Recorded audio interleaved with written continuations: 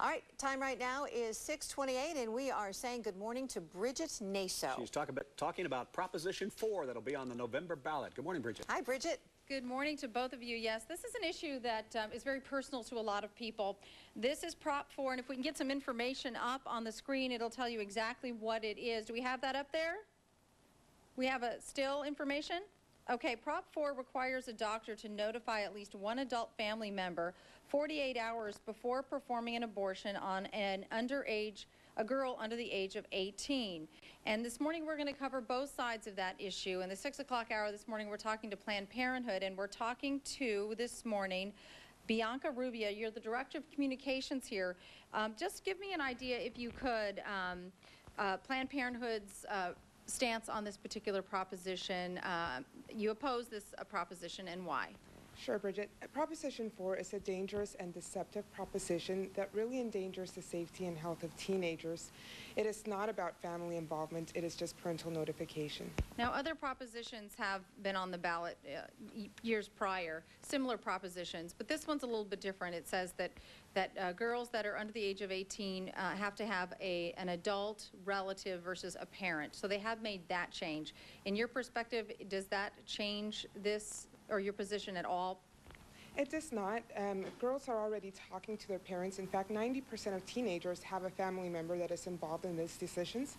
The ones that don't is because they come from homes where they can't talk with a parent or family member. Ironically enough, these are the teenagers that most need our help and the ones that are not going to receive it if Proposition 4 passes. Okay, so the people that are supporting it say that they feel like this will actually open the lines of communication.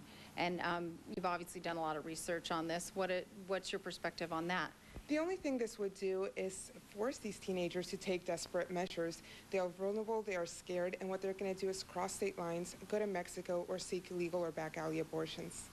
People who support it say that in 35 states they have it, and they haven't seen that happen. Why do you think your organization feels differently about that? Well, studies have shown that Proposition 4, especially here in California, would not help, would not solve this problem. Okay, so you're hoping voters will do what on Election Day? We really need voters to vote no on Proposition 4. There's a reason why the California Medical Association, the Association of Teachers, the California Counselor Association is against this proposition.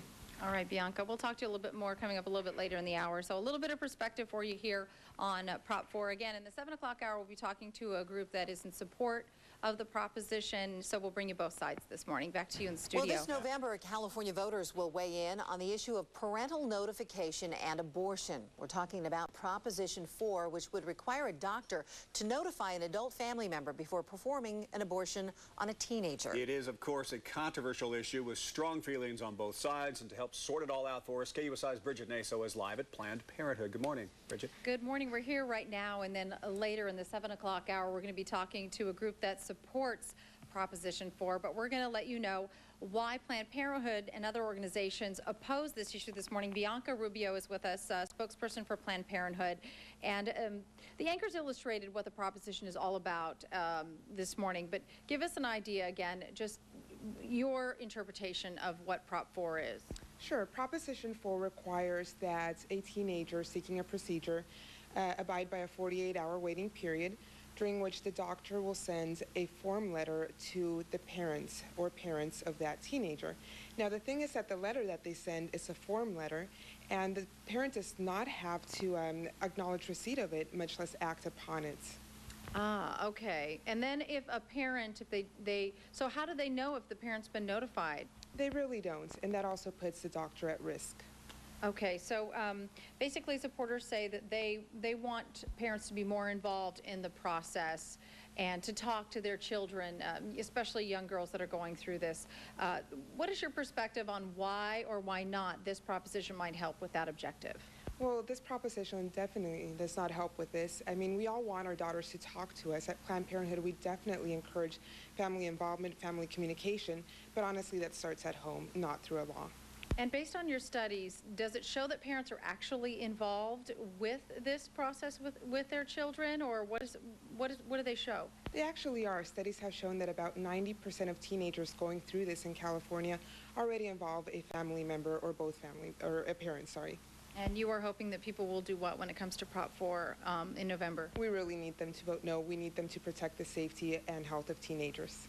All right. Thank you so much for talking with us, Bianca. Coming up again at 7 o'clock, we're going to talk to people who support this proposition and give you the other side on what is a very personal issue for many Californians. Again, we'll be voting in November on this Prop 4. Back to you in the studio.